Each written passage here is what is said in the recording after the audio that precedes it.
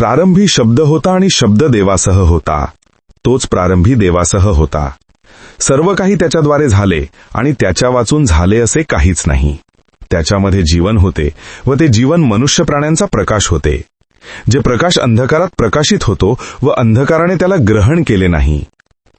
देवाने पाठवलेला एक मनुष्य प्रकट झाला, त्याचे नाव योहान. तो साक्षीदारिता म्हणून त्या प्रकाशाविषयी साक्ष देण्याकरिता आला, यासाठी की त्याच्यावर सर्वांनी श्रद्धा ठेवावी.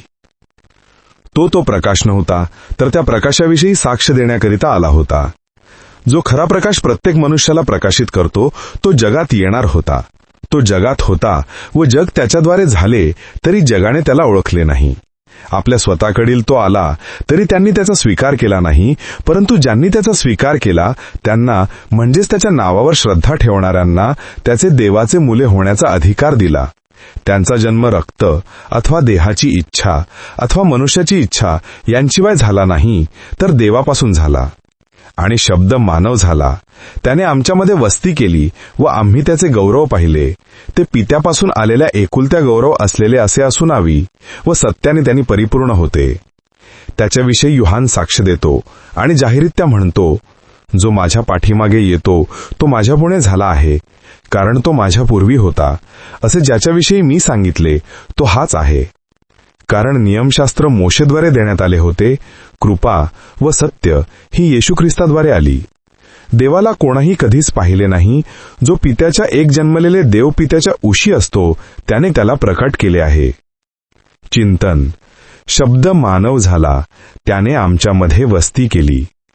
हेच रहस्य आपण आजच्या दिवशी म्हणजेच नाताळाच्या दिवशी साजरे करीत आहोत. सर्वशक्तिमान देव मानवी रूपात आपल्या तारणासाठी, आपल्याला प्रेमाचे आलिंगन देण्यासाठी या जगात पदार्पण करतो. हा आहे ख्रिस्त जन्माचा किंवा नाताळाचा सण.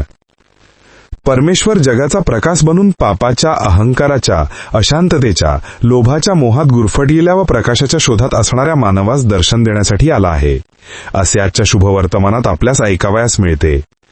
दुसऱ्या शब्दात, नाताळाचा सण म्हणजेच प्रेमाचा सण. कारण परमेश्वर म्हणजेच प्रेम.